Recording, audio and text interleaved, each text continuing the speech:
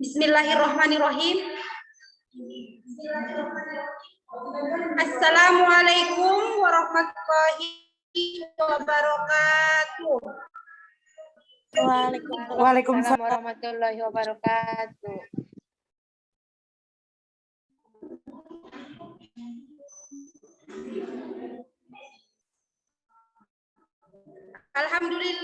Alhamdulillahirabbil alamin. Wa'adahu wassalatu wassalamu ala asrofil anbiya'i wal mursalin wa ala alihi wa sahbihi ajma'in.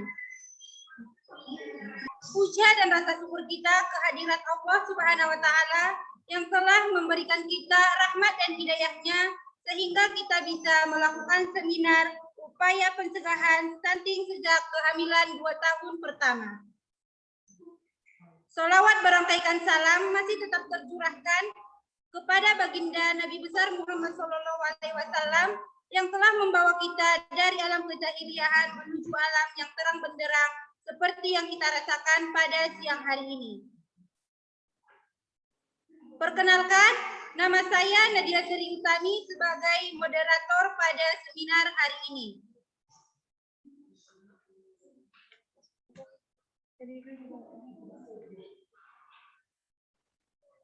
Yang terhormat, dosen pengampu mata kuliah Isu Mutakhir, Ibu Yanawari Arahap MPH, dan Ibu Nurul Hidayah Nasution MKM. Dan yang terhormat, Ibu Zul Isnaini SKM MPH. Selaku pemateri kita pada seminar hari ini, dan yang saya sayangi adalah teman-teman yang sudah bergabung pada seminar hari ini.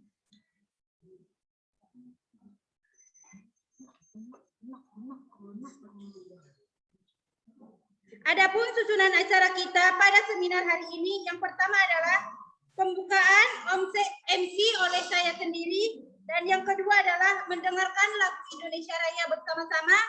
Yang ketiga adalah kata sambutan dari Ibu Yanawari Harahap MPH. Yang keempat adalah penyampaian materi oleh Ibu Zulnaini SKM MPH. Yang keenam adalah penyampaian kesimpulan. Yang ketujuh adalah penyerahan sertifikat kepada pemateri. Yang kedelapan adalah doa. Dan yang terakhir adalah penutup. Baiklah, sebelum kita memulai acara seminar kita pada pagi hari, pada siang hari. Bismillahirrahmanirrahim. Baiklah, adapun acara yang pertama, mendengarkan lagu Indonesia Raya. Kepada moderator dipersilahkan. Bangsa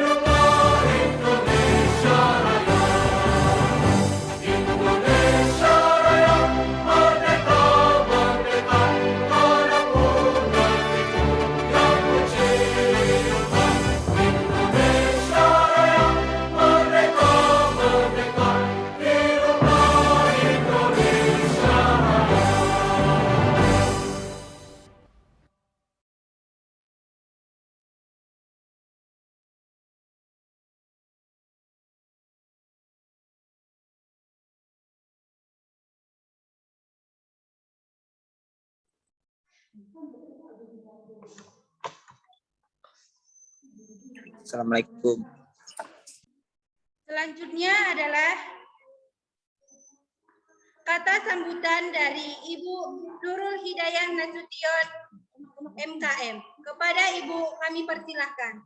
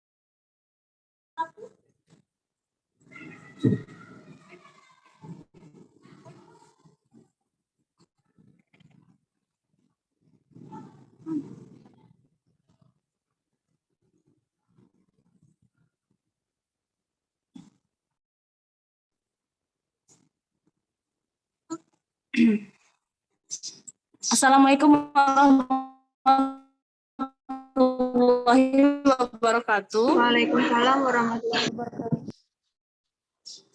Puji syukur kita panjatkan kehadirat Allah Subhanahu wa taala yang telah memberikan kita waktu dan kesempatan sehingga bisa berkumpul dalam kegiatan seminar pada siang hari ini. Serta salawat dan salam kita hadiahkan kepada Nabi besar Muhammad SAW yang telah memberikan kita, yang telah membawa kita dari alam yang gelap menuju ke alam yang terang benderang seperti saat ini.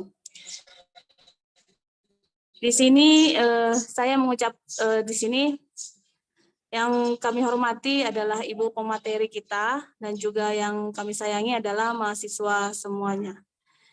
Dalam kegiatan seminar ini ataupun kuliah pakat pada siang hari ini, kami minta kepada seluruh mahasiswa untuk ikut serta, untuk berpartisipasi dan mendengarkan informasi yang akan disampaikan oleh Ibu pemateri kita, sehingga nanti bisa menambah wawasan kepada kita semuanya, khususnya yang terkait dengan stunting, masalah gizi kesehatan. Jadi silakan diikuti dengan baik. Terima kasih kepada Ibu pemateri yang sudah hadir dan dapat memberikan waktu dalam penyampaian materi seminar pada siang hari ini. Mungkin itu saja dari saya.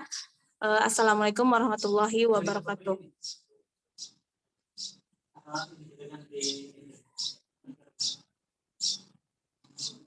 Terima kasih.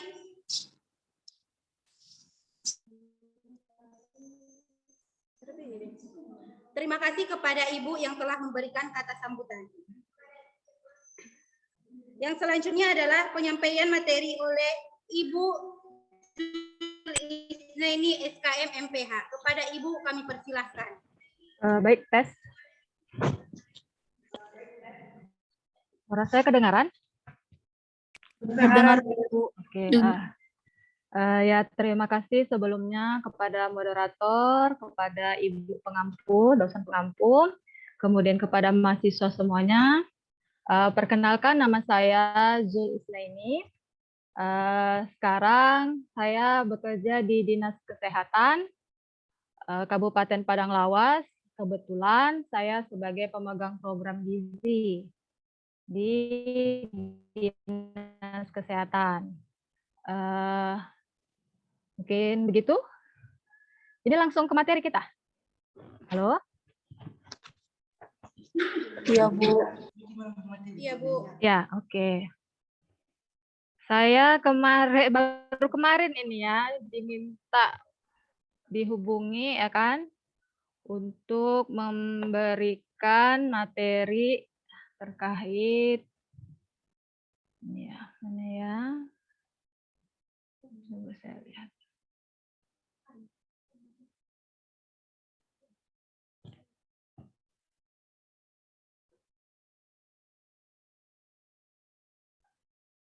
Ya, tentang pencegahan stunting ya.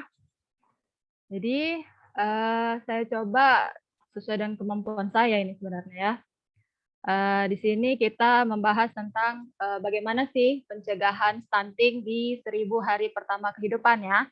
Bukan sejak kehamilan sampai 2 tahun.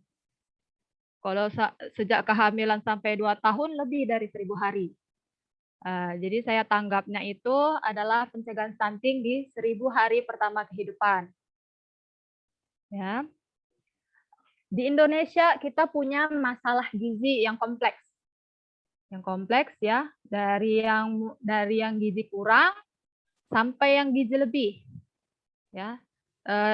Gizi kurang kita itu sejak 2000 kita ada Riskesdas ya 2018. Kemudian ada data SSGBI di tahun 2019. Obesitas juga demikian. Tapi memang mengalami penurunan, tapi itu menjadi masalah terutama pada bayi. Obesitas kita semakin kelihatan. Di lain masalah gizi yang berlebih tadi, kita juga punya masalah stunting ya, yang kali ini kita bahas. Stunting di Indonesia itu cukup tinggi, makanya kita mendapatkan PR dari WHO ya, awalnya dari WHO ini. Maka kita membuat suatu pencanangan atau bagaimana sih program penurunan stunting yang tentunya itu ujung-ujungnya itu untuk negara ya. Ujung-ujungnya untuk ekonomi, terus perkembangan Indonesia ke depan gitu ya. Nah, kita punya wilayah-wilayah di sini kelihatan bahwa kita punya prevalensi yang beragam kalau di Indonesia ini. Betul. Ya, beragam. Mulai dari yang di bawah 20%, di antara 20% sampai 30%.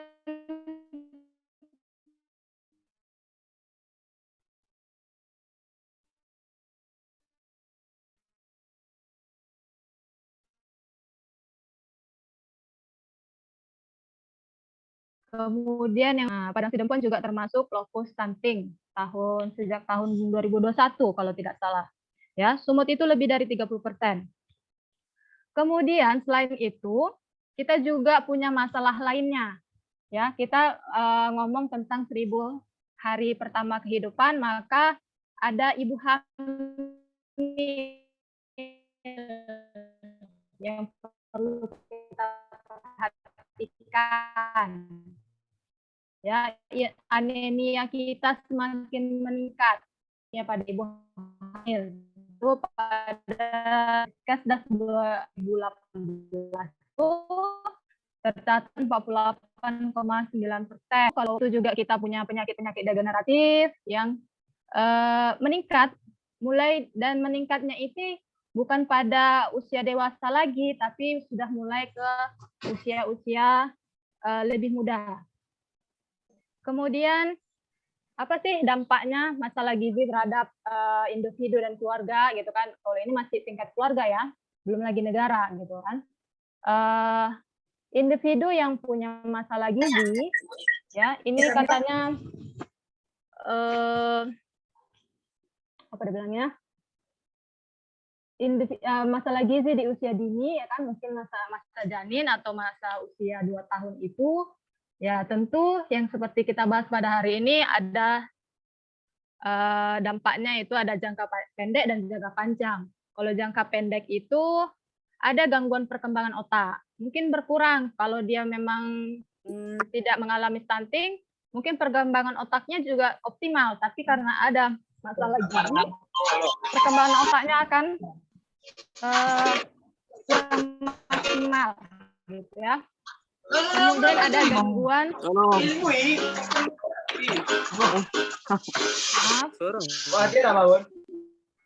Kemudian ada gangguan pertumbuhan, tentu kelihatan dari pendeknya ya. Pendeknya, kalau pendek kita berarti ukuran-ukuran tubuh yang lain juga bermasalah gitu ya. Kemudian gangguan perkembangan organ tubuh tidak maksimal, yang akibatnya jangka panjangnya itu ke penyakit degeneratif ya. Kalau gangguan pertumbuhan dia ya, kita lihat saat ini banyak dari kita, anak-anak kita, anak didik kita itu pendek. Kemudian pendidikannya agak kesulitan menerima pelajaran. Dan ini nggak bisa kita biarkan begitu aja. Kalau kita biarkan ya siklusnya akan berulang kembali, gitu. Nah, ini dia kenapa kita kita membicarakan 1000 hari kehidupan. Pertama kehidupan ya. Karena di masa-masa inilah ada jendela kritis perkembangan ya. Kritis dia windows of opportunity ya, kesempatan jendela kesempatan opportunity. Jadi kalau kita kita sepelekan di masa 2 tahun pertama ini, nah akibatnya akan di kemudian harinya ya kan. Nah, seperti ini ya, perkembangan embrio pada 8 minggu pertama itu apanya yang berkembang gitu ya kan. Sampai 2 tahun itu terjadi perkembangan jantung yang sempurna kalau dia bagus sampai 2 tahun. Karena bukan cuma setelah lahir udah sempurna perkembangan jantung itu, tapi sampai 2 tahun kemudian. Nah, yang kita bicarakan lagi-lagi adalah masalah stunting. Maka apa itu stunting? Stunting itu adalah adanya gangguan pertumbuhan dan perkembangan anak akibat kekurangan gizi yang kronis, ya, kekurangan gizi yang kronis dan adanya infeksi berulang ditandai, ya.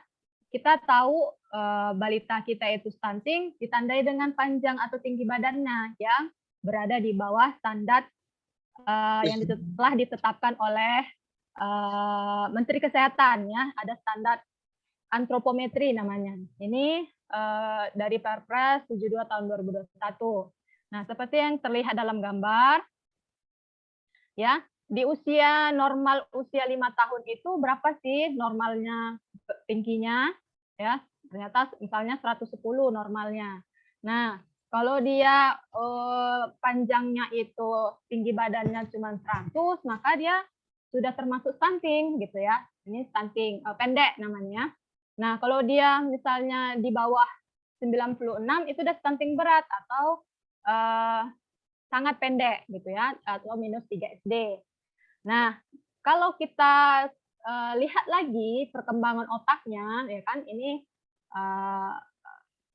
sepertinya di MRI atau bagaimana itu ya, kelihatan bahwa perkembangan otak ya kan, sinaps-sinaps apa itu tidak sempurna ya kan. Kepada otak anak sehat itu banyak cabang dan volumenya juga lebih besar untuk otak ya. Nah, kalau adik-adik pernah lihat juga gitu kan, scan otak bagi balita yang gizi buruk. Nah, itu kalau dari scan-nya itu pernah lihat gambarnya itu banyak bolong-bolongnya gitu kan, kayak nggak penuh hubungan antara sinaps-sinapsnya itu, nggak penuh dia ya. Nah, ini juga dibilang tadi stunting itu menyebabkan gagal tumbuh ya kan, berat badan lahirnya rendah, kecil, pendek, kurus. Kemudian hambatan perkembangan tentu karena otaknya juga sinapsnya juga tidak sempurna, kemampuan kognitifnya juga berkurang. Gangguan metabolik pada dewasa yaitu risiko diabetes, ya kan, penyakit tidak menular, obesitas, stroke, penyakit jantung. Nah, di sini inilah dia standar antropometri anak yang ada pada Peraturan Menteri Kesehatan Republik Indonesia nomor 2 tahun 2020 itu tentang standar antropometri anak. Nah, ada penggolongan. Jadi dikatakan masalah gizi, ya kan? Kalau indikatornya panjang badan atau tinggi badan menurut umur, maka masalah gizinya adalah stunting. Nah, kalau dia berat badan menurut umur, itu masalah gizinya adalah kurang gizi, ya, berat badan kurang, ya kan, sangat kurang. Nah, ada lagi satu lagi yang dia berat badan dibandingkan dengan panjang badan atau tinggi badan, maka ini yang dikatakan gizi kurang dan gizi buruk. Terjadi perubahan yang sebelumnya ini, mohon maaf saya lupa peraturan tentang standar antropometri yang lama. Ya, yang lama itu pengkategorian gizi buruk itu berdasarkan indikator berat badan dan umur, berbanding umur. Namun pada Permenkes nomor 2 ini dirubah menjadi gizi buruk didasarkan pada indikator berat badan dan panjang badan, tinggi badan. Ya, begitu juga dengan orang dewasa, ya. Kita juga orang dewasa kan juga ada yang gizi kurang, ya. Nah, gizi kurang itu berarti dia tapi dilihat dari kalau anak remaja ini ya, indeks massa tubuh dibandingkan dengan umurnya. Ya. Tuh. Jadi kalau dia bermasalah gizi itu biasanya di skor, bukan biasanya tapi di Z-score di bawah -2. Nah, gimana sih situasi anak Indonesia gitu ya kan? Gimana sih situasi stunting di Indonesia itu gitu kan? Tadi kita Sumatera Utara berada pada kasus di atas 30%. Nah, itu di sini kalau dia orange ya, Sumatera Utara orange ya, orange, maka itu di antara 25 sampai 30%. Ada juga kita yang dia merah ya, itu daerah Papua ya. Kalau proyek dari luar itu untuk melihat masalah stunting itu pertama kali itu di Nusa Tenggara ya, Nusa Tenggara Timur. Lihat Nusa Tenggara Timur itu proyek bagaimana sih menanggulangi stunting kalau di Indonesia. Nah, ini berdasarkan prevalensi stunting berdasarkan SSGBI dan Susenas pada 2019. Pada tahun 2019 kita mengadakan SSGBI ya, yang dia bekerja sama dengan BPS ya kan, dengan menggunakan data Susenas kita lihat lagi berapa sih status gizi kita gitu ya. Nah, kalau di Indonesia itu didapat bahwa angka Indonesia itu sudah sampai pada 27,67 dengan Sumatera Utara itu di atasnya 30,11. Nah, kemudian kita bicara tadi adalah pencegahan stunting. Ya, jadi bagaimana dong gitu masalah stunting diturunin gimana? Nah, berdasarkan teori Bloom ya, kalau adik-adik pernah baca ya, teori Bloom itu derajat kesehatan itu ada 4 faktor yang mempengaruhi ya, dan 4-4-nya ini punya pengaruh yang berbeda-beda pengaruhnya ya.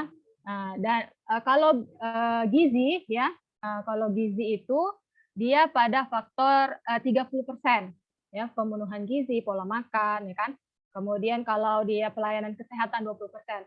Yang paling tinggi tentu adalah lingkungan ya, sanitasi dan air bersihnya ya. Kalau nggak pakai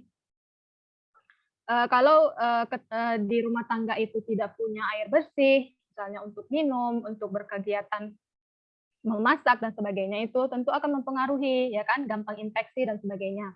Nah, genetik lagi-lagi hanya 10%. Jadi adik-adik kalau nanti ditanya masyarakat gitu kan, anakku pendek karena ayahnya pendek, begitulah ya pernyataan masyarakat itu, ya tidak boleh kita iakan begitu saja karena dia hanya 10% ya.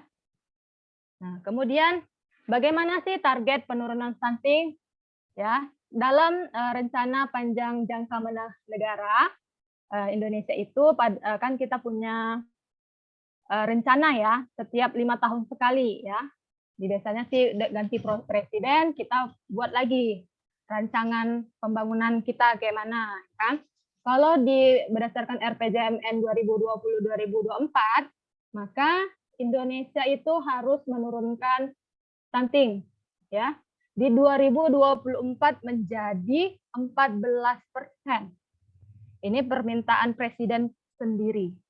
Ini suatu impian yang sangat tinggi menurut saya, ya. Menurut saya. Jadi kalau berdasarkan pengalaman-pengalaman dari negara lain, tren penurunan itu paling banyak 2%. Dan yang dirumuskan oleh peneliti-peneliti di dunia itu paling bagus itu sekitar 1%.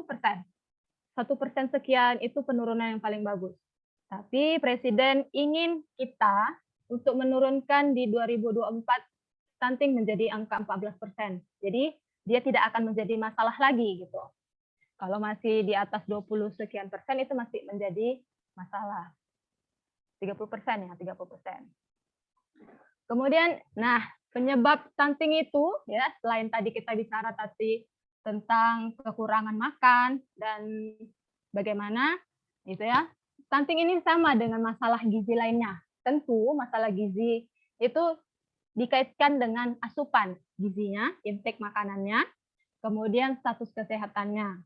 Misalnya si anak asupan gizinya baik, tapi terjadi infeksi, tentu dia akan mempengaruhi, ya kan, berkuranglah berat badannya dan sebagainya, dengan berkurang atau sakit atau dan sebagainya, dia tidak selera makan atau bagaimana, akhirnya akan makin memburuk. Nah, jadi makin jauh maka akan terjadi kekurangan gizi, ya.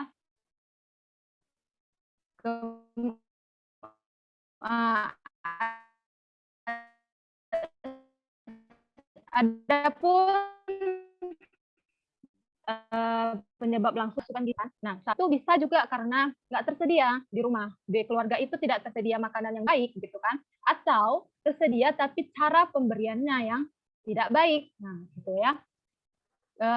Di lingkungan baik cara pemberiannya, mungkin ada norma-norma di keluarga, ya kan? Ayah harus lebih baik makanannya, ya kan? Kepala bagian ayah, anaknya sama ibunya tinggal ya ekornya atau bagaimana. Itu kan sebagian ada ya norma karena ayah yang bekerja. Kemudian mungkin cara penyajiannya atau cara memasaknya ya kurang bersih, ya kan? Nah, begitu. Atau karena tempat kerja atau bagaimana. Itu dia penyebab tidak langsung. Selain itu status kesehatan, ya kan, yang menyebabkan status kesehatan itu kenapa tidak baik, itu mungkin lingkungannya, lingkungan kesehatannya, baik itu sanitasinya, pemukimannya, sanitasi, air, ya kan, kondisi bangunan. Kalau kondisi bangunannya misalnya lantainya masih tanah, tentu akan mempengaruhi terjadinya kecacingan dan sebagainya, ya kan.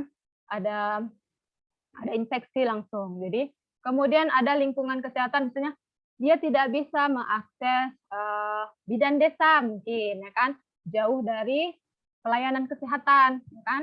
Ya, jadi agak terhambat untuk penyembuhan bisa jadi. Kemudian ini tentu paling dasar adalah semuanya ini itu dipengaruhi oleh kitanya gitu ya. Mungkin di dalam seperti saat ini ya terjadi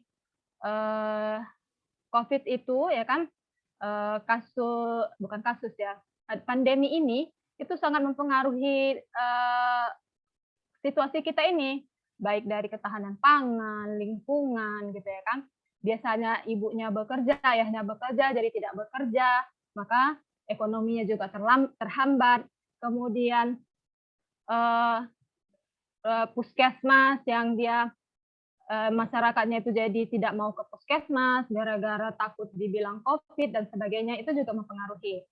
Nah, yang paling mendasari adalah bagaimana sih dukungan pemerintah, bagaimana sih kebijakan-kebijakan untuk meningkatkan masalah kesehatan. Gimana sih untuk seperti pada pandemi kali ini kan, pemerintah berupaya untuk mengatasi kemunculan masalah-masalah gizi, misalnya dengan dilaksanakannya atau memberikan BLT kepada masyarakat yang kurang mampu, gitu kan. Jadi akses untuk mereka yang masyarakat yang kurang mampu ini bisa mengakses makanannya. Mungkin demikian. Kemudian, nah di saat ini karena isu stunting itu menjadi isu nasional, maka pemerintah berusaha untuk membuat suatu intervensi yang di sini dirangkum menjadi intervensi gizi terpadu, ya kan? Terpadunya bagaimana? Ada keterpaduan antara tadi kita kan melihat ada penyebab langsung dan tidak langsung, maka keterpaduan mengatasi setiap lini masalah tadi akan menghasilkan perbaikan dalam masalah gizi. Nah, kenapa kita pemerintah membuat suatu upaya dalam penanganan stunting ini atau menanggulangi masalah gizi di Indonesia itu, terutama pada balita, ini adalah salah satu upaya kita negara untuk meningkatkan pendapatan domestik bruto. Jadi kalau pemerintah itu mengatasi stunting, maka ujung-ujungnya pemerintah itu berusaha untuk menjadi negara yang baik gitu. Kalau dibiarkan, ya nanti kemiskinan meningkat, kemudian kalau kemiskinan meningkat maka pendapatan domestiknya berkurang gitu ya kan.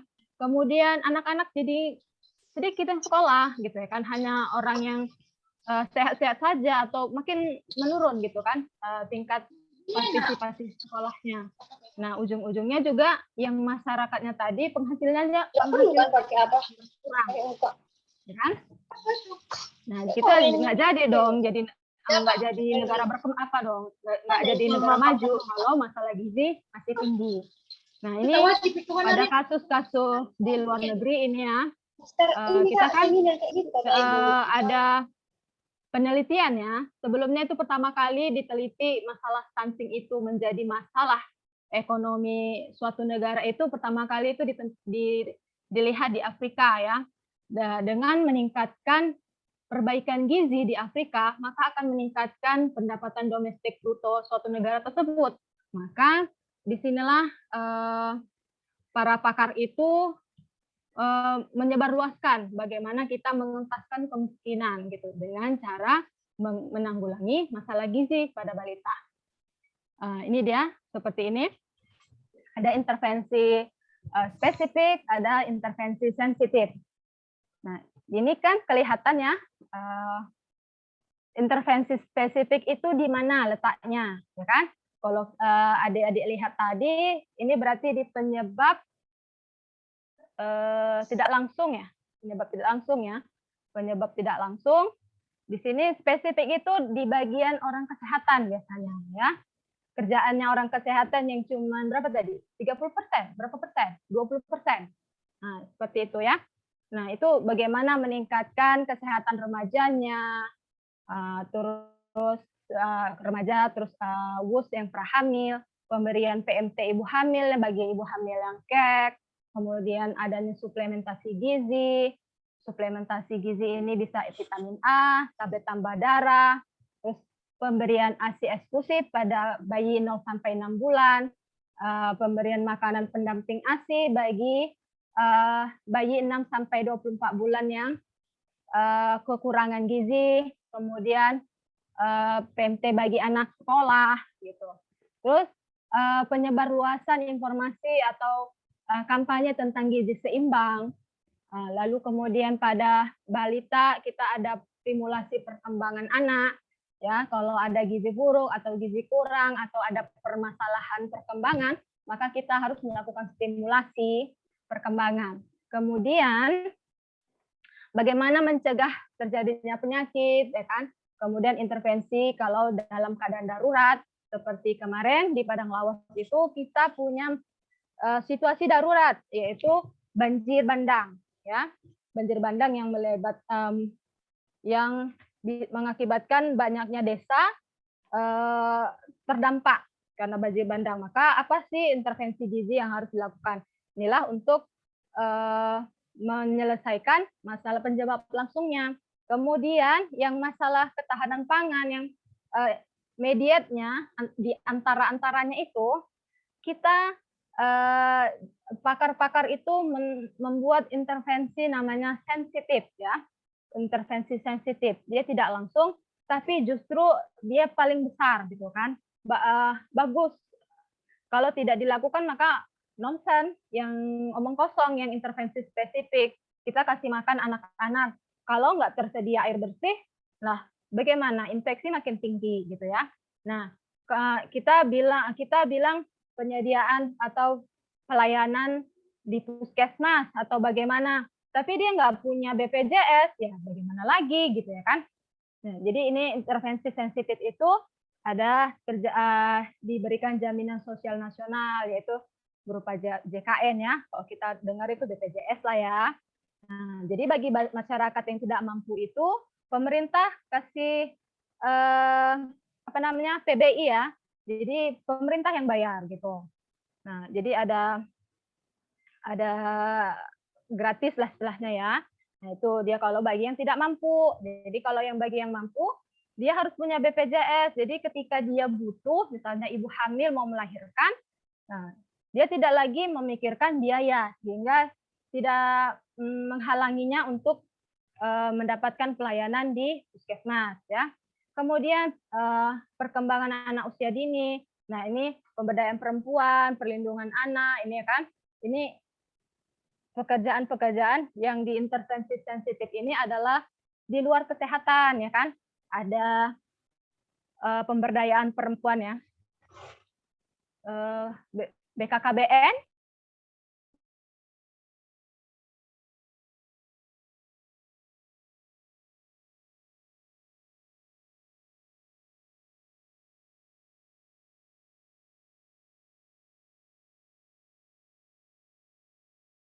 P2KB, P3K ya, P3A, P3A. Kemudian sanitasi dan air bersih ya kan. Sanitasi dan air bersih itu akan dibantu oleh orang PUPR ya kan. PUPR, Perkim itu untuk mengatasi atau penyediaan air bersih. Mereka membangun melalui program Pamsimas ya kan, penyediaan air bersih, terus sanitasi, memberikan akses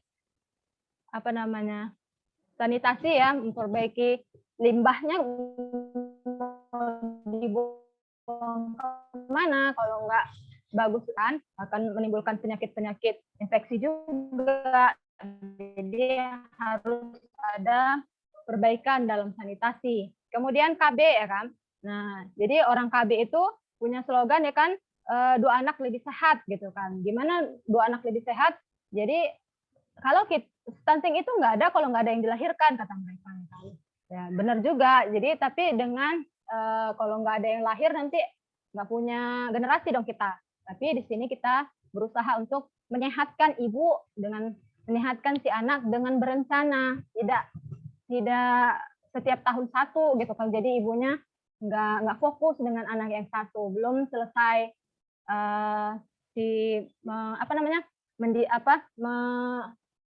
mengasuh anak yang satu, nah besok udah hamil lagi, nggak fokus dia. Jadi lalu ada penguatan sistem pangan. Jadi sini kita menjamin bahwa pangan itu ada, pangan itu tersedia, tidak langka, ya kan? Seperti harga cabai sekarang ini, masya Allah ya, 100.000 itu kayak mana itu ya? Nggak usah makan sambal kita ya.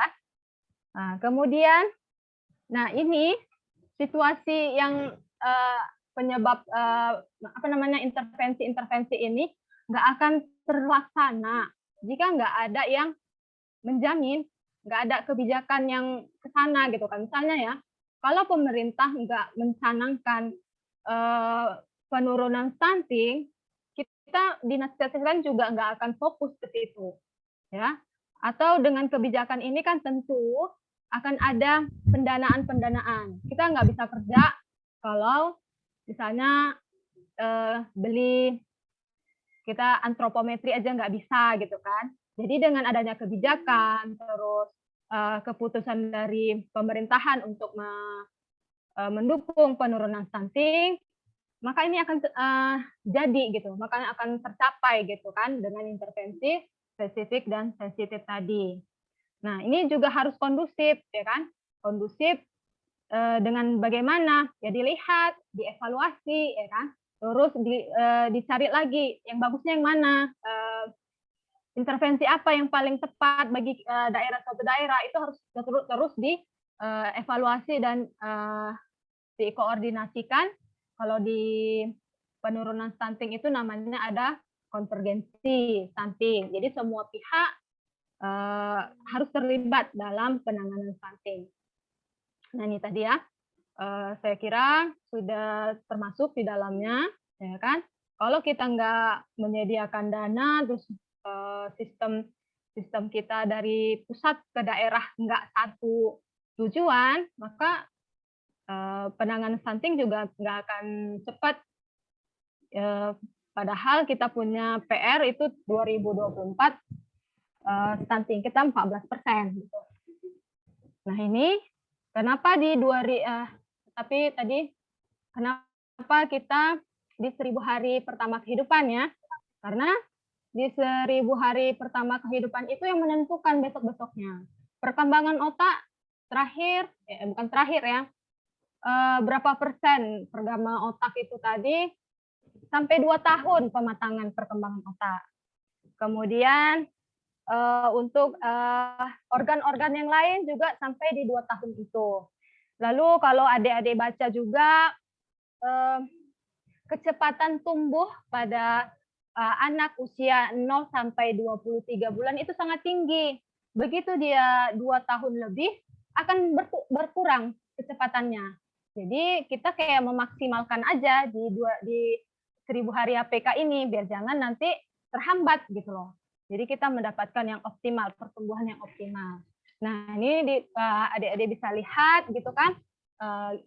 Sekarang bukan lagi sekarang itu makin ke belakang dilihatnya, bukan lagi 1000 hari HPK, ya kan 1000 hari pertama kehidupan, tapi dilihat masa remajanya, ya kan, masa remaja wanita usia suburnya sebelum dia menikah itu, ya kan, jangan sampai anemia, ya kan, adik-adik mahasiswa yang perempuan jangan sampai anemia, maka di sini ada intervensi kita yaitu pemberian tablet tambah darah, misalnya, ya kan, kemudian pada hamil, ya kan, ibu hamil.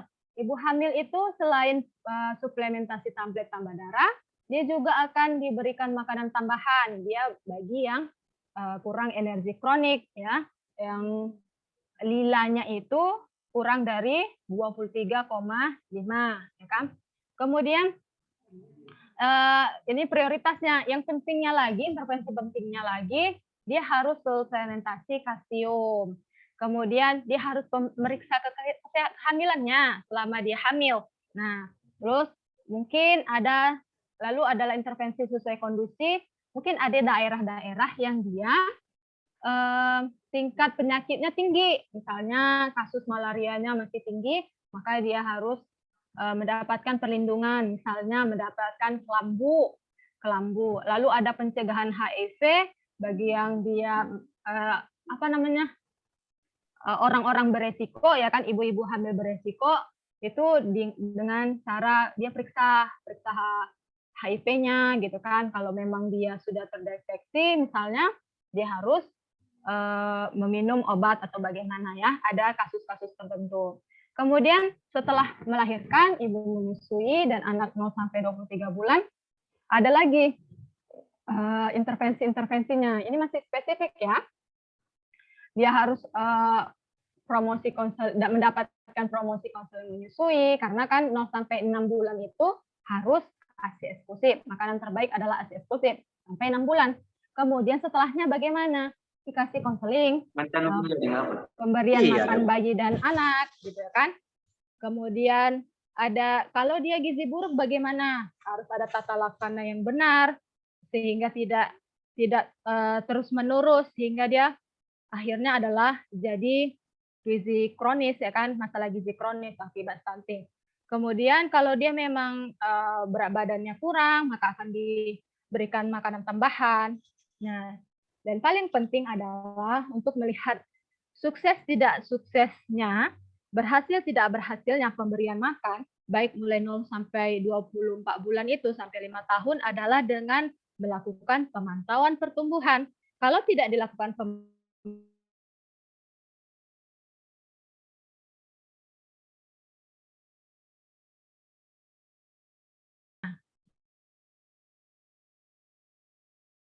dia setiap 2 bulan dalam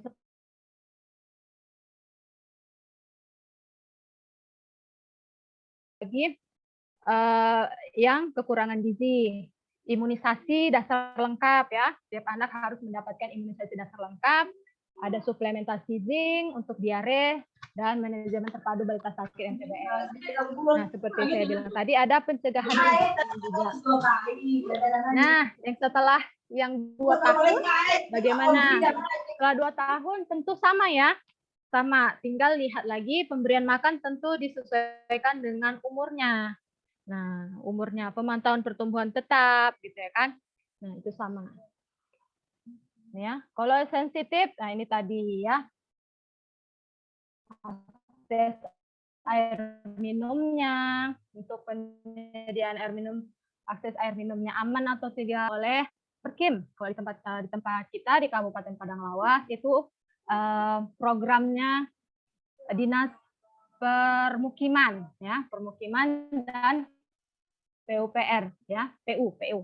Kemudian untuk akses kualitas pelayanan gizi dan kesehatan itu kita bekerja sama lintas bidang ya, lintas OPD ya.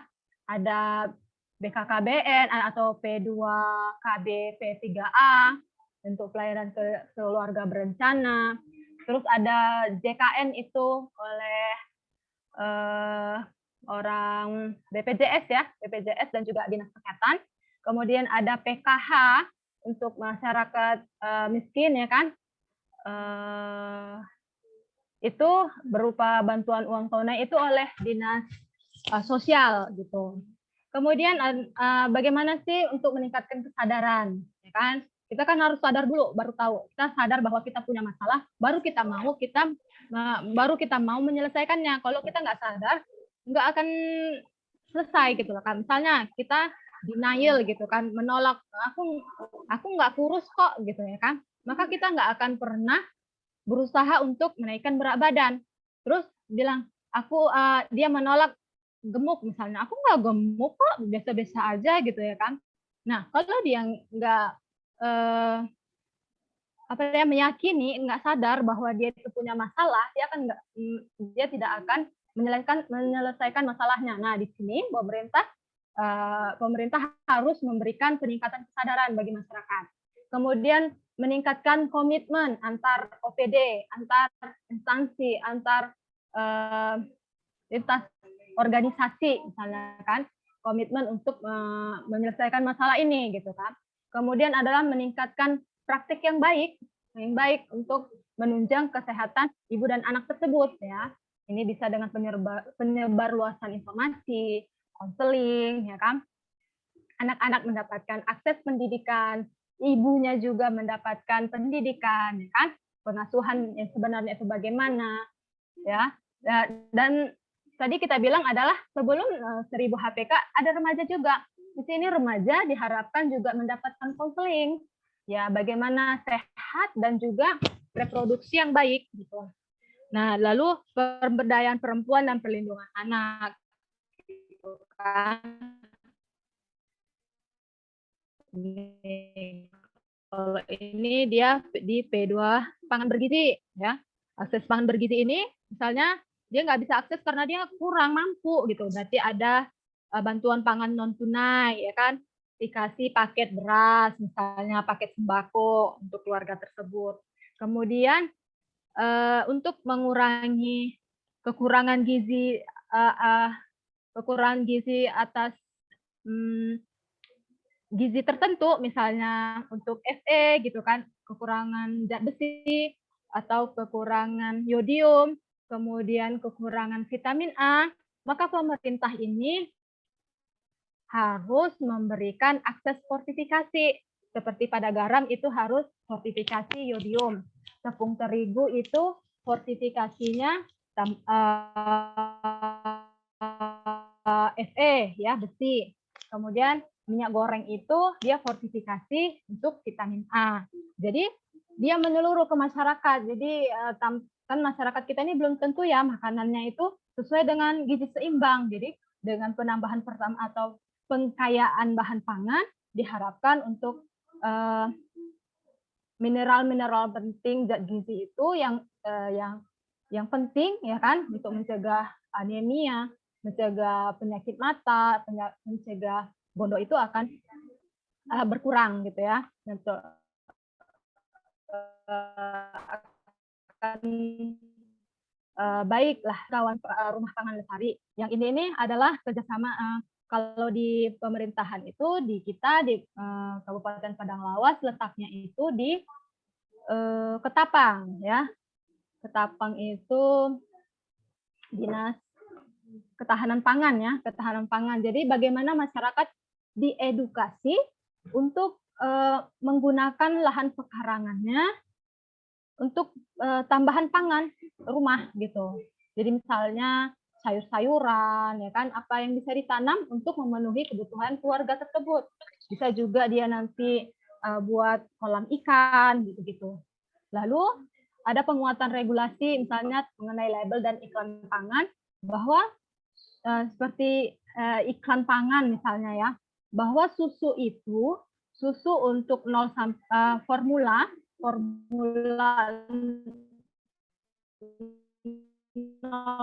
sampai 6 bulan itu tidak boleh diiklankan. Jadi harus gitu, boleh di ASI eksklusif pada anak, ya kan? Terus regulasi yang lain, misalnya label gitu kan, hanya boleh dikonsumsi misalnya umur 2 tahun ke atas, misalnya seperti susu apa itu namanya, susu kental manis ya, itu kan tidak boleh di bawah 1 tahun misalnya. Itu regulasi tentang label makanan kadaluarsa dan sebagainya itu ya regulasinya. Nah itulah kita lihat di pendekatannya ya kan, tentu ada di sini secara garis besarnya ya kan, ada pranikah kan, kita sudah diperlebar ke pranikah, hamil, dan masa interval. Ini yang dia kalau masa interval itu balita, dan ini semua di dalam, ini kalau untuk sensitif itu ya kan, di dalam adalah spesifik, di luar itu pendidikan, air bersih, sanitasi, dan penuntasan kemiskinan adalah menjadi intervensi gizi yang sensitif. Dia akan menguatkan intervensi spesifik, ya. Ini dia. Nah, sekarang karena Dinas P2KB P3K itu sebagai sekretariatan, maka karena ada pendekatan keluarga, ya. Selama ini ternyata sepertinya kurang besar impact program penurunan stunting, sehingga diambil lagi, dicari lagi cara pendekatannya gimana sih gitu kan. Ternyata kali ini dia berusaha untuk bagaimana dengan pendekatan keluarga beresiko stunting ya. Catin, calon pengantin itu merupakan keluarga beresiko stunting. Nah, jika dia anemia, umurnya di bawah 19 tahun, lilanya kurang dari 23,5 cm, kemudian IMT-nya kurang dari 18, ini kurus dan tidak kurus nih ya, 18,4 gitu. Nah, dia akan menjadi keluarga beresiko stunting. Maka ini akan didekati, dia diintervensi, dia harus mendapatkan tablet tambah darah, kemudian edukasi ya kan, bagaimana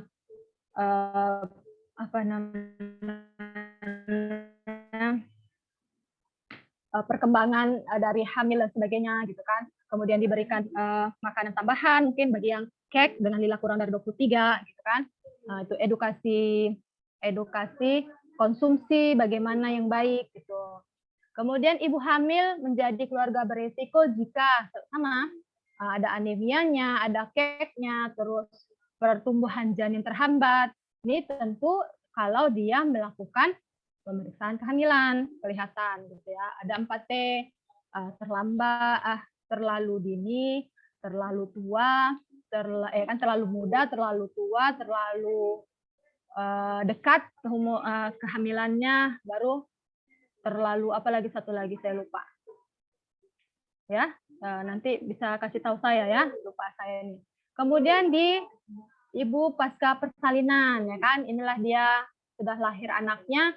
Nah, ibunya juga perlu dilihat bagaimana, kemudian anaknya juga gitu. Jadi dia bagi anak yang BBLR bagaimana penanganannya, ya kan? Dia berisiko ini gitu. Panjang badan lahirnya kurang dari 48 cm, kemudian pemberian ASI eksklusifnya gitu kan. Terus pemberian makanan pendamping ASI-nya, jangan makanan pengganti, tapi makanan pendamping ASI-nya bagaimana gitu kan. Lalu kalau dia terjadi kekurangan gizi atau gizi buruk atau terjadi infeksi, misalnya dia mencret dan sebagaimana, itu harus ditata laksana dengan baik. Nah, gitu. Kemudian tentu harus dilakukan pemantauan pertumbuhan dan perkembangan. Seperti yang saya bilang tadi, anak bertambah umur, bertambah pintar, bertambah berat badan, bertambah tinggi badan. Gitu. Nah, inilah dia di periode emas 1000 hari pertama kehidupan. Nah, ini saya bicarakan tentang pemerintahnya ya. Ini pemerintah Indonesia itu punya strategi nasional untuk percepatan penurunan stunting. Di strategi nasional ini kita punya 5 pilar ya. Pilar 1, 2, 3, 4, 5 dan itu berbeda-beda. Pilar 1 dia komitmen antar pemimpin, ya kan? Dari pusat sampai ke daerah. Pusat, provinsi, Pemda kabupaten sampai ke desa. Karena pelaksananya nanti adalah desa. Kemudian pilar 2 itu gimana mengedukasi masyarakat. Maka di sini ada peningkatan komunikasi, perubahan perilaku. Dirubah perilaku yang nggak baik itu menjadi baik sehingga seperti tadi yang di teori Bloom itu sekitar 30% ya pengaruhnya ya perilaku ya. Nah, itu jadi akan mencegah stunting dengan perilaku yang baik tadi. Kemudian pilar ketiga itu bagaimana semua pihak tadi, misalnya antar OPD, mahasiswa dengan pemerintah, kemudian masyarakat desa, melakukan konvergensi, usaha bersama dengan tujuan yang satu, gitu ya. Tujuannya adalah penurunan stunting. Nah itu. Lalu ke pilar keempat itu peningkatan ketahanan pangan dan gizi, baik di individu, keluarga dan masyarakat. Nah, lalu pilar kelima adalah pengembangannya, ya, data, riset, inovasi. Jadi kita bergerak atau mencari solusi yang tepat untuk penurunan stunting ini kalau nggak punya data dari mana mau tahu gitu ya kan. Jadi dari desa kita lihat bahwa mereka misalnya ya kan banyak yang stunting. Kenapa? Rupanya masyarakatnya banyak yang miskin gitu. Atau masih menggunakan akses air sungai sebagai air utama gitu kan. Jadi di sini juga penting untuk mendapatkan data sehingga pendekatannya lebih baik lagi. Ya, ini perlu komitmen kita. Nah, ini tahapan pelaksanaan kita itu ada konvergensi ya, konvergensi ini tadi ya, konvergensi, intervensi, sensitif, komitmen juga ya kan. Di sini dia tahapan-tahapannya, penanggung jawabnya juga beda-beda gitu kan. Kalau Dinas Kesehatan sendiri itu bertanggung jawab pada pengukuran dan publikasi data stunting. Ya, Dinas Kesehatan itu akan melihat berapa besar sih yang stunting di wilayah kerja. Misalnya di Dinas Kesehatan Padang Lawas itu setiap bulan Februari dan Agustus kita melakukan pengukuran tinggi badan untuk seluruh balita. Jadi semua itu serentak gitu kan di bulan Februari ke Agustus kita melakukan pengukuran tinggi badan, kemudian di entry di EPPKBM, maka kelihatanlah berapa persen, berapa banyak anak kita yang stunting. Itu dinas kesehatan, menjadi bagian dinas kesehatan ya tanggung jawabnya. Nah ini tadi kan kita bilang ada komitmen pemerintahan ya. Jadi dari atas sampai bawah. Jadi dari pusat sampai ke desa. Jadi apa itu bentuknya? Mulai dari strateginya disamain, ya kan? Kemudian tentu juga kita mau gerak apa-apa kan butuh dana, maka ada sinergi pemanfaatan anggaran mulai dari pusat sampai daerah. Kita dibiayai pusat untuk misalnya konvergensinya. Nah, kalau di desa itu ya bagaimana peningkatan dana desa untuk pencegahan stunting gitu.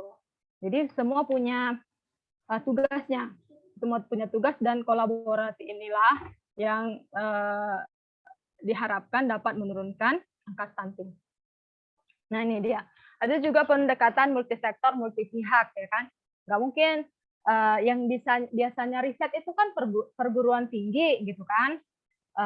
Kalau pemerintahan misalnya pemerintahan kota Padang Perempuan, misalnya Padang Lawas itu belum pernah riset gitu, nggak mungkin riset di misalnya stuntingnya banyak, kenapa ya gitu. Biasanya kan ini adalah partisipasi aktif dari perguruan tinggi bukan. Jadi mahasiswa misalnya kan mau ambil skripsinya misalnya untuk meneliti stunting di Padang Lawas itu tinggi kenapa ya gitu. Mana penyebab utama yang paling tinggi itu apanya gitu. Misalnya dia karena ekonominya atau bagaimana. Ini adalah biasanya kan menjadi tugas dari atau actionnya dari perguruan tinggi gitu kan, para akademisi mencari, mensurvei, mencari tahu ya kan, mencari tahu gitu kan. Terus ada juga yang lainnya. Tadi kan kita bicarakan tentang pemerintahan ya. Di swasta apa ininya, sumbangsihnya, pendekatannya. Mungkin dia akan melakukan pencegahannya ya kan, partisipasinya mungkin dia ngasih dana sharing misalnya, dana sharing untuk perbaikan makan balita atau penyediaan akses air minum bisa ya, itu swasta punya. Kemudian LSM, NGO itu bagaimana? Dia juga mendorong gitu kan, dia kan melihat mungkin ya, pemerintahan itu kurangnya di wilayah apa, maka dia lewatnya di situ, atau jadi mitra kita, mitra pembangunan, jadi melihat juga dia. Ya. Kemudian media, nah untuk menyebarluaskan informasi kan tugasnya para media gitu kan, untuk meningkatkan informasi, ya kan, mengkomunikasikan tentang stunting ini, kalau nggak dibantu media, hanya dari pemerintah, kemudian misalnya mahasiswa gitu cuman yang ngasih tahu, kadang kan mereka nggak ini juga nggak percaya gitu. Tapi kalau ketika dia lihat di TV mungkin ada masalah gitu kan. Kalau ibu anak mau pintar makan garam beriodium gitu kan pernah ya sponsornya gitu. Jadi partisipasi media juga sangat mempengaruhi atau dapat mempercepat penurunan stunting. Nah ini arahan Presiden ya pada rapat terbatas pada 5 Agustus tahun 2020. Nah tentu beliau itu yang pertama itu turunkan stunting, kan, terutama di 10 provinsi, ya kan. Kita tidak termasuk, ya kan. Ini yang tinggi-tinggi itu, yang merah-merah tadi ya, Nusa Tenggara Timur, Sulawesi Barat gitu. Ya, Sumatera Utara tidak ya. Kemudian tingkatkan akses pelayanan kesehatan ibu hamil, puskesmas, posyandu harus berlangsung karena waktu itu ini kita situasinya pandemi ya, sebetulnya pandemi. Jadi harus tetap berlangsung. Sekarang juga harus tetap berlangsung. Ketiga, upaya promotif, edukasi, sosialisasi. Jadi masyarakat juga harus tahu itu stunting itu bagaimana, cara mencegahnya bagaimana gitu dengan melibatkan semua pihak gitu. Lalu keempat, turunkan stunting dengan PKH, BPNT gitu kan. Maka jor-joran pada waktu itu 2020-2021 itu BLT itu sebagian besar itu dana desa untuk BLT gitu kan, BPMT gitu kan, bantuan pangan non tunai bagi keluarga-keluarga yang tidak mampu gitu. Kemudian Wakil Presiden sendiri dari pada Rakornas Percepatan Penurunan Stunting pada 2021, dia menghimbau bahwa konvergensi yang antar OPD dari pemerintah pusat sampai desa itu harus berkonvergensi karena tujuan koordinasi bekerja sama untuk tujuan yang satu gitu, yaitu penurunan stunting ya. Terus kemudian ya dia menyadari bahwa konvergensi itu nggak mudah gitu, gampang ngomongnya konvergensi, tapi ternyata ego-ego sektoral dan sebagainya itu masih kuat sama kita gitu. Kemudian maka beliau ingin bahwa konvergensi harus terus berlanjut gitu lah ya, harus ditingkatkan gitu. Kemudian setiap lembaga harus terlibat gitu kan. Nah, ini dia. Nah, mungkin ini dari saya. Saya kembalikan ke moderator.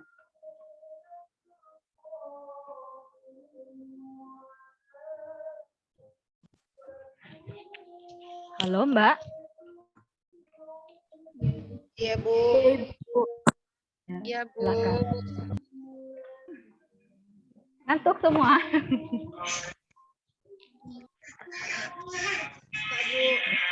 Ya, saya kembalikan ke moderatornya. Terima kasih kepada Ibu yang telah memberikan materi pada seminar hari ini. Selanjutnya adalah sesi tanya jawab kepada peserta seminar agar barang siapa yang ingin bertanya dipersilahkan.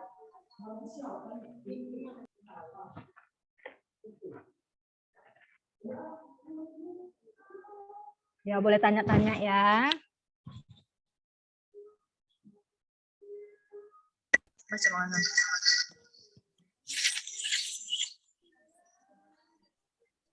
Jadi, moderator namanya.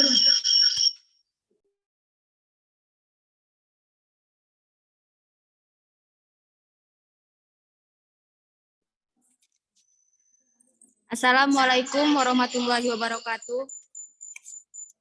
Saya Widya Anggraini dari Prodi Ilmu Kesehatan Masyarakat semester 6 ingin bertanya kepada Ibu. Apakah yang menjadi faktor risiko penyebab stunting sebagai indikasi masalah gizi kronis? Terima kasih.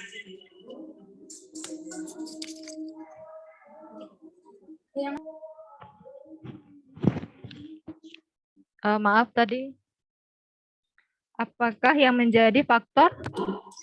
Apakah yang menjadi faktor risiko penyebab stunting sebagai indikasi masalah gizi kronis?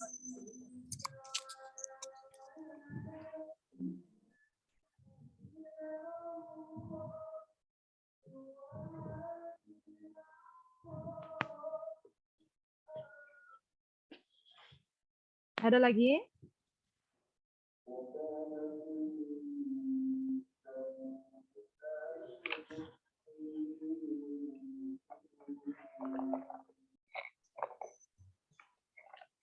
Assalamualaikum warahmatullahi wabarakatuh. Waalaikumsalam.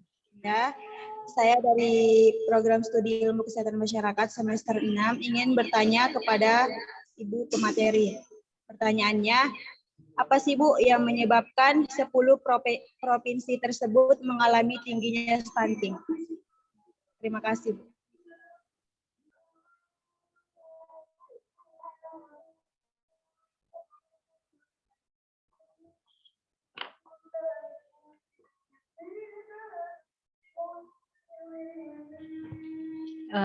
Baik ya. Dua dulu ya. Kayaknya saya sudah tadi diperingatkan, tapi saya tidak lihat peringatannya. Nah, ini pertanyaan pertama dari Mbak Widya ya. Apakah yang menjadi faktor risiko penyebab sebagai indikasi masalah kronis? Faktor risiko stunting penyebab Faktor resikonya banyak ya. Seperti yang tadi itu ada penyebab langsung, tidak langsungnya, ya kan? Stunting itu sendiri itu kan adalah masalah kronis, masalah gizi yang kronis. Jadi kalau nggak langsung stunting gitu loh. Jadi ada masalah gizi yang lama, sudah lama dia tidak diperbaiki, maka terjadilah stunting. Ya. Faktor risikonya banyak. Mungkin intake-nya tadi. Kurangnya makan, intake makanannya, kurangnya makan, kurangnya pangan di rumah tangga gitu kan. Tingkat rumah tangga, tingkat masyarakat gitu itu beda untuk faktor risiko. Seperti yang kita utarakan tadi kan, ada penyebab langsung dan tidak langsung. Gitu. Makin kronis kalau dia dibiarin gitu. Tidak dilakukan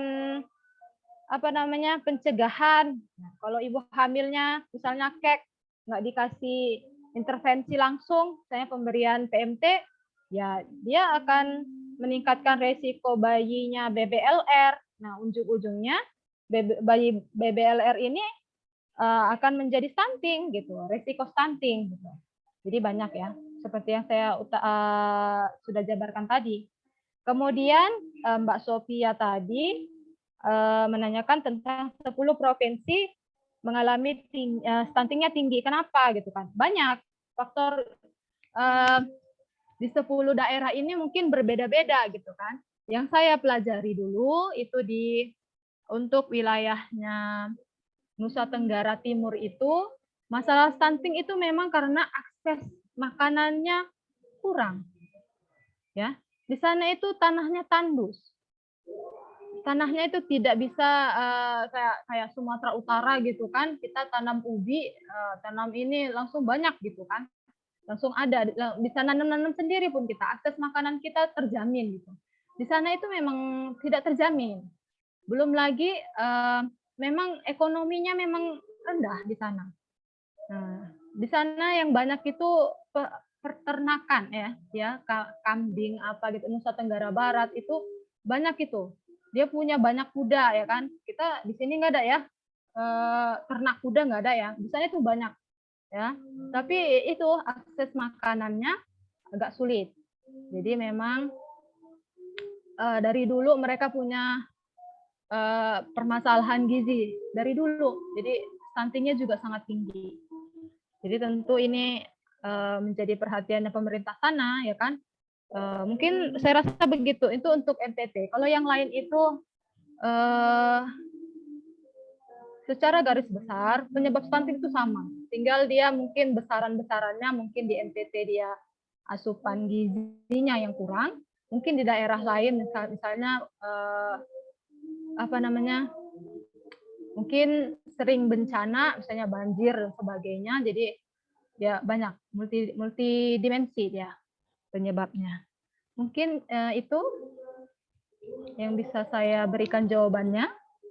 Atau nanti adik-adik juga bisa ya akses ya, Google sudah banyak ini. Penelitian itu banyak. Sudah. Nah, terima kasih. Ada lagi?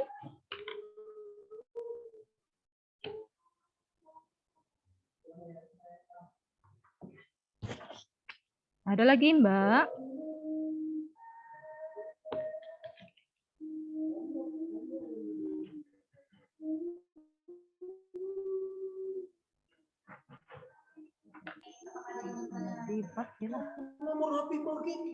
Bagi teman-teman, apakah masih ada yang ingin bertanya?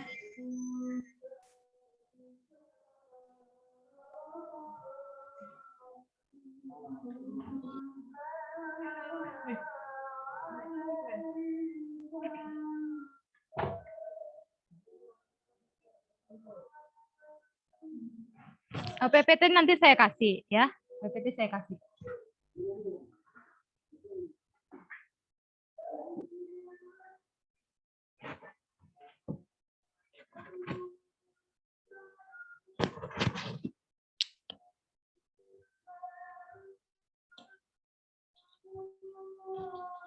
Ada lagi? Enggak ada lagi, Bu.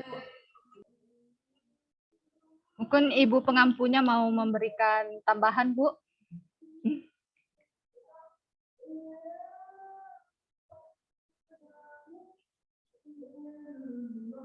Bu dosen pengampu mungkin.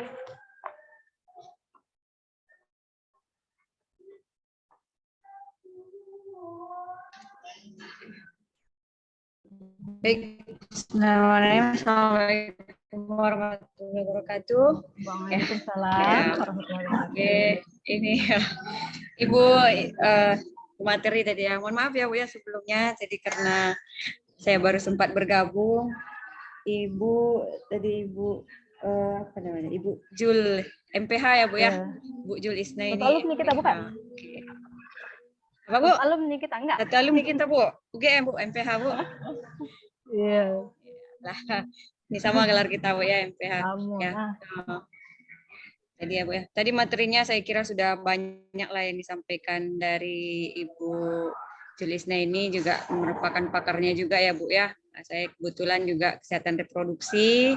Ya lebih fokuslah kalau Ibu yang mau menyampaikan. Jadi sudah kami dengarkan juga bahwa materinya cukup banyak dan juga merupakan isu yang sedang mutakhir lah saat ini ya Bu ya. Nah, saya kira kalau untuk materi tambahan dari saya udah tidak ada lagi lah.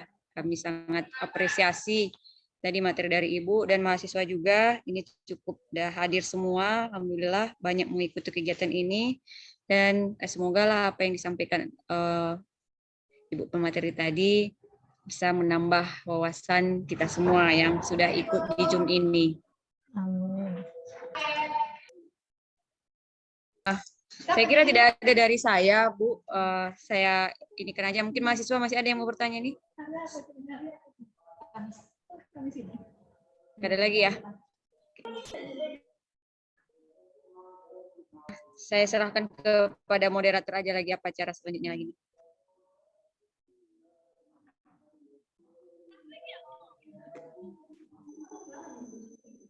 Baiklah, acara yang selanjutnya adalah penyerahan sertifikat kepada pemateri yang akan diberikan oleh operator melalui WhatsApp.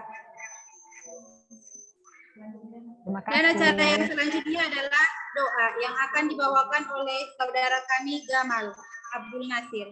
Kepada Gamal kami persilahkan.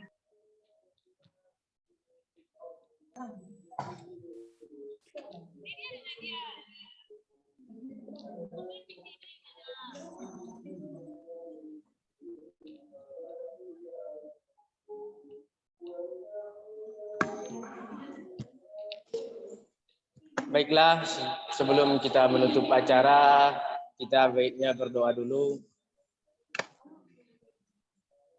A'udzu billahi minasyaitonir rajim. Bismillahirrahmanirrahim. Alhamdulillahi rabbil alamin wahdahu wassalatu wassalamu Allahumma salli ala Sayyidina Muhammad salatan tunjina biha min jamil ahwali wal afat wa taqdilana biha min jami'is sayyi'at wa tarfa'una biha indaka ahlak darajat wa tuballighuna biha usal ghayat min jami'il khairati fil hayati wa ba'dal mamat.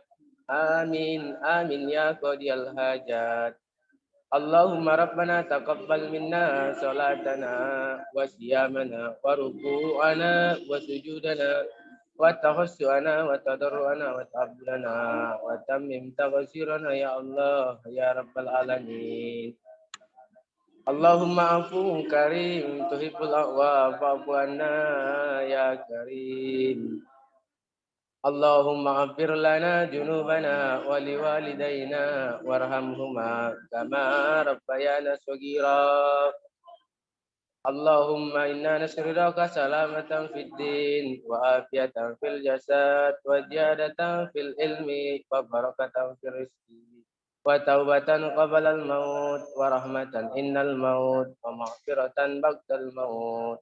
Allahumma hawin alaina fi sakaratil maut wan najata minan nari wal afwa indal hisab.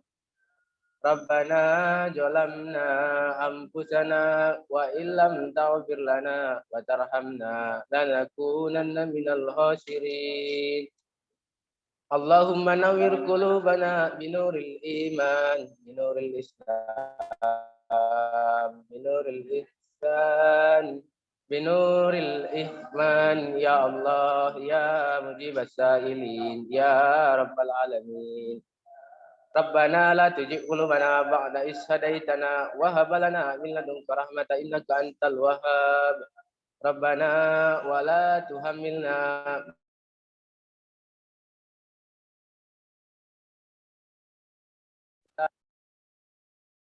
الكافرين ربنا آتنا في الدنيا حسنة وفي الآخرة حسنة وقنا عذاب النار بفضلك سبحان ربك رب العزة عما يصفون وسلام على المرسلين والحمد لله.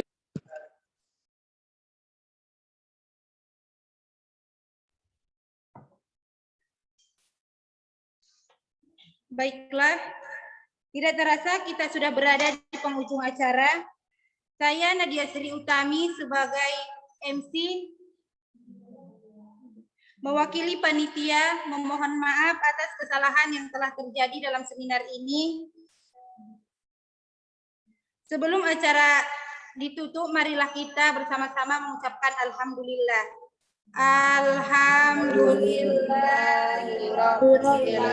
Alhamdulillahirrahmanirrahim.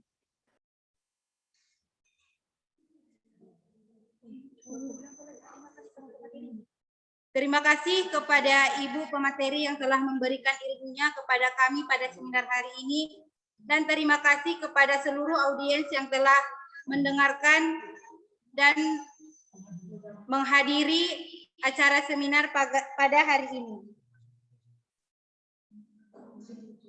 Mari kita tutup. Akhir kata saya Nadia Sri Utami mengucapkan terima kasih sebesar-besarnya. Assalamualaikum warahmatullahi wabarakatuh. Waalaikumsalam warahmatullahi wabarakatuh. Terima kasih ya Bu yang sudah hadir ya Bu ya, atas materinya Bu.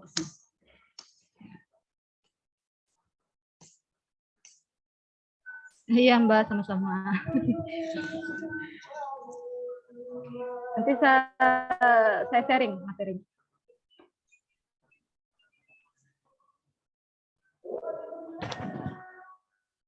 Izin live ya Bu. Iya Bu, terima ya, Bu. kasih Sekarang, teman-teman. ya. Makasih banyak Bu. Assalamualaikum Ya. warahmatullahi wabarakatuh. Waalaikumsalam warahmatullahi wabarakatuh. Waalaikumsalam warahmatullahi wabarakatuh. Waalaikumsalam warahmatullahi wabarakatuh, Bu.